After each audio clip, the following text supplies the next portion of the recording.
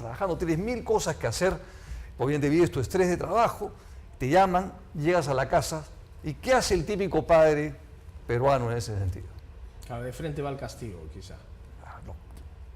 Esto es inaceptable, va en contra de las reglas que hemos trazado, tú te mereces de castigo, papá. Y yo lo que planteo es, lo primero es que entender que siempre hay dos historias.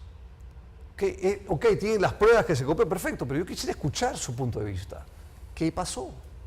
Y cuando tú dices, dime, ¿qué pasó? Está fomentando autonomía porque está diciendo, yo te valido como persona. Claro. Y dice, bueno, papá, efectivamente me copié en el examen. Bueno, ¿y cómo te sientes al haber hecho eso? Bueno, yo le pregunto, ¿cómo te sientes? Nuevamente, estoy validándolo como persona. ¿Y qué te va a responder? Me dijo, terrible. ¿Qué te va a decir? Claro. ¿No? Y ahí le preguntas, ¿cuáles deben ser las consecuencias de tus actos? No le dices castigo.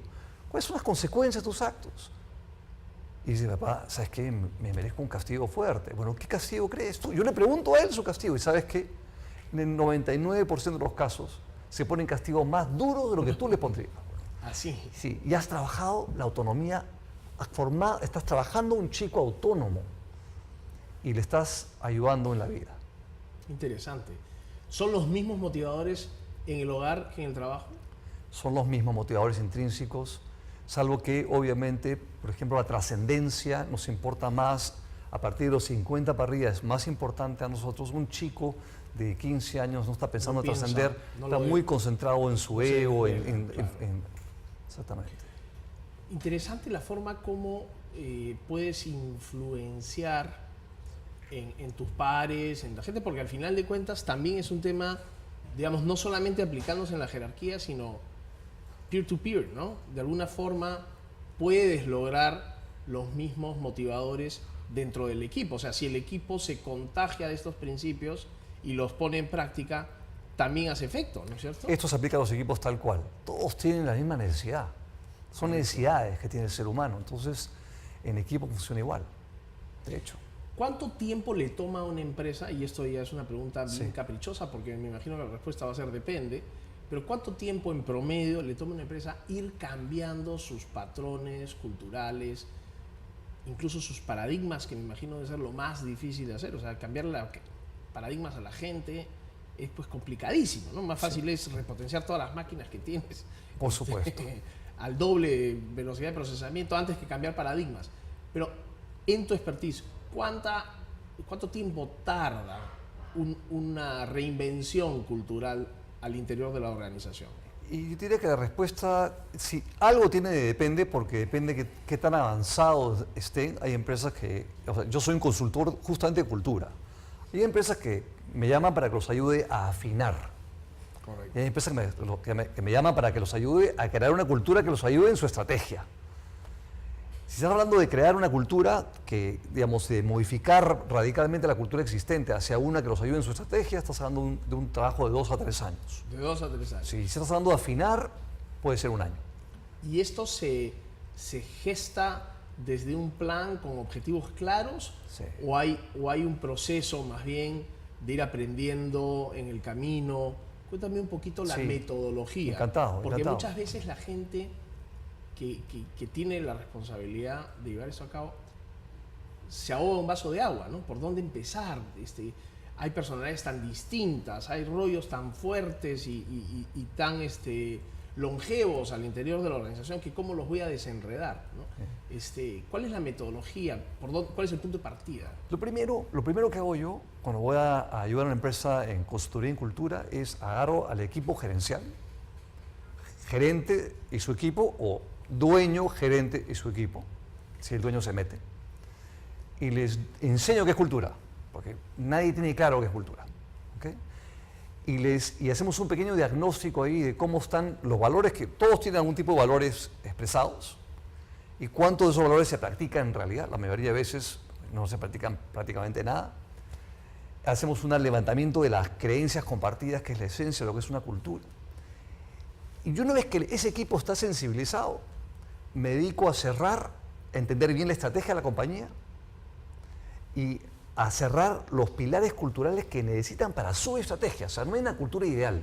La cultura ideal es aquella que sirve a la estrategia.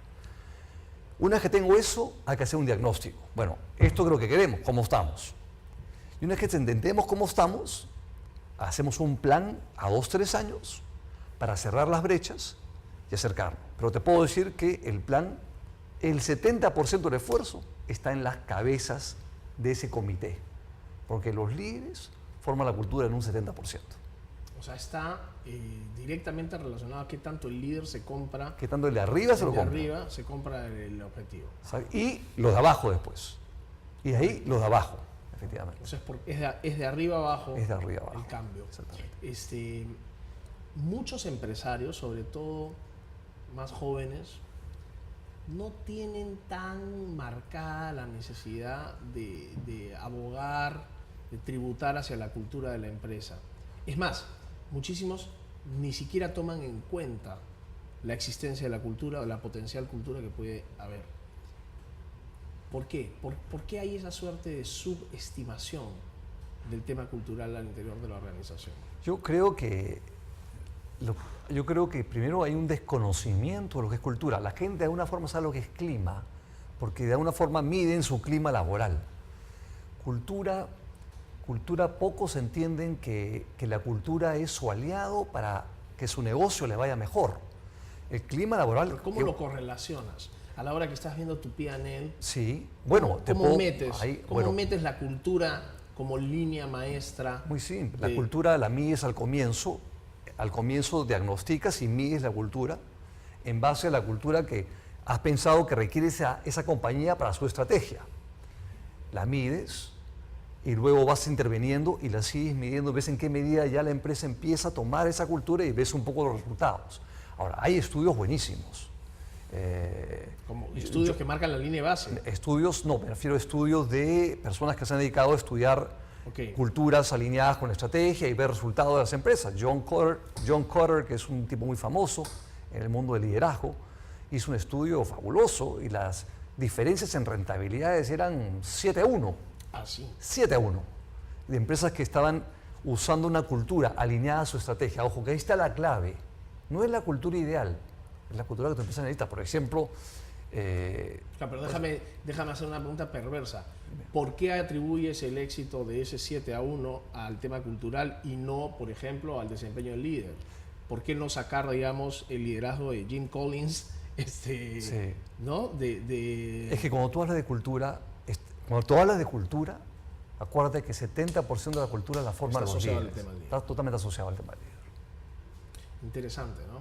Interesante. Habría que ver cómo se incentiva cómo se aviva, si se quiere, la importancia cultural, ¿no?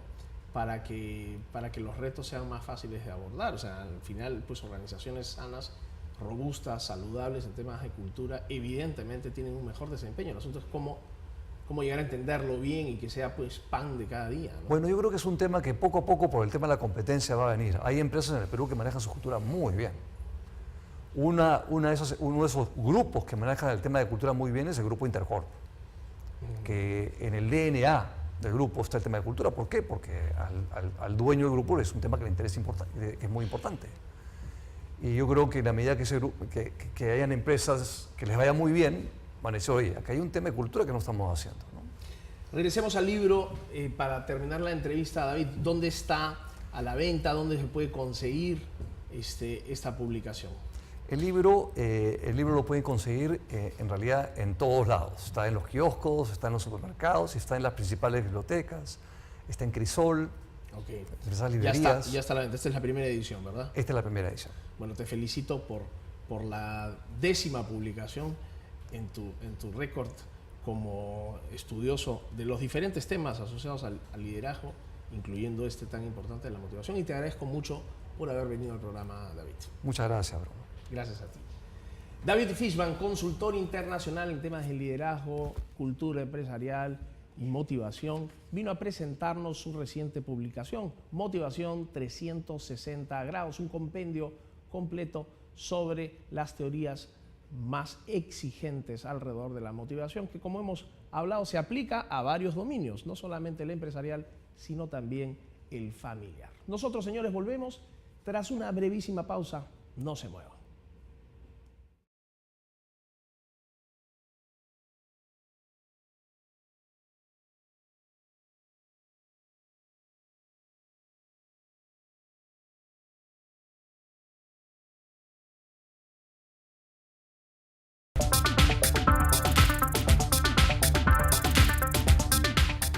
Señores, ahora pasamos al mundo de la tecnología.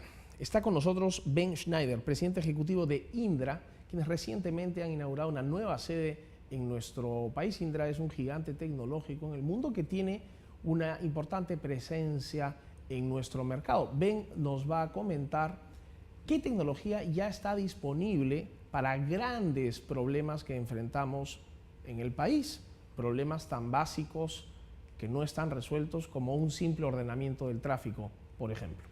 Ben, ¿cómo estás? Bienvenido Bien, a Mundo Empresarial. gracias por la invitación. Gracias a ti, felicitaciones por la nueva sede de Indra. Ustedes han dado un gran paso, digamos, como operación corporativa aquí en el país. Efectivamente, si bien estamos presentes desde 1987, en el siglo presente el cautelar y proteger y dar todas las herramientas a nuestro personal principalmente y a través de eso llegar también mejor a nuestros clientes, inspiró que se haga un edificio inteligente de 10 pisos con todos los avances necesarios, sin lujos, ¿no? Pero con todos los avances necesarios para estar conectados tanto con nuestros clientes como con 55 centros de excelencia que Indra tiene a nivel mundial y 21 software labs distribuidos también, de los cuales 9 en la región. Interesante. ¿No? Y digo esto porque el conocimiento especializado demanda justamente eso, ¿no? El poder captar lo mejor de donde esté. ¿No? Cuéntame, por favor, para más información de los televidentes, ¿qué hace Indra? ¿Qué servicios brinda? ¿Quiénes son sus principales clientes? Digamos, ¿quiénes deben estar sensibilizados por esta oferta innovadora de servicios tecnológicos? Conforme países como el Perú, ¿no es cierto?, países emergentes consolidan sus clases medias y van desarrollando y demandando más y mejores servicios, ¿no? La tecnología empuja hacia soluciones, por ejemplo, de bancarización, ¿no? Soluciones de banca por smartphone, ¿no? Hay 280 millones de usuarios de smartphones que utilizan de alguna manera software de Indra, ¿no? Conforme son aplicaciones desarrolladas especialmente para eso, ¿no? Hay más de 200 bancos en el mundo que operan con software desarrollado por nosotros. Conforme se desarrollan las ciudades, ¿no es cierto?, y el tema energético y el tema de servicios de agua, ¿no?, empieza a ser más demandado, ¿no? Hay más de 130 utilities en el mundo que su core, ¿no es cierto?, las soluciones básicas de operación están dadas por Indra, ¿no? El principal implantación, por ejemplo, de software SAP que se ha hecho en el Perú, ¿no? En este caso también el segmento energético en Petroperú lo hemos, por ejemplo, hecho nosotros. Entonces hay todo un despliegue que está en banca, en seguros, en telecomunicaciones, en energía, utilities, en transporte, tráfico y seguridad. Se habla mucho, la última CADE, se ha hablado mucho del tema de seguridad ciudadana, vinieron expertos internacionales a hablar sobre el tema. Y nosotros hemos, justamente en el auditorio de la nueva sede de Indra hace un par de semanas, fuimos anfitriones de un segundo encuentro iberoamericano de seguridad vial. Bruno, cada 10 minutos queda lesionada una persona por un accidente de tráfico en el Perú. Cada 5 minutos hay un accidente de tráfico y cada 2 horas fallece una persona, ¿no? Y de eso, con accidentes fatales, el 78% es urbano. Es peor que una plaga. Claro, entonces, claro, hay mucho más gente que muere por esa razón que por un asalto. Eso no quiere decir que el tema de seguridad ciudadana en la parte, ¿no es cierto?, de todo tipo de manifestaciones, de crimen organizado hasta crimen callejero, no tiene que ser atendido. Y justamente la tecnología, ¿no?, ayuda muchísimo. El Centro de Control Inteligente de Seguridad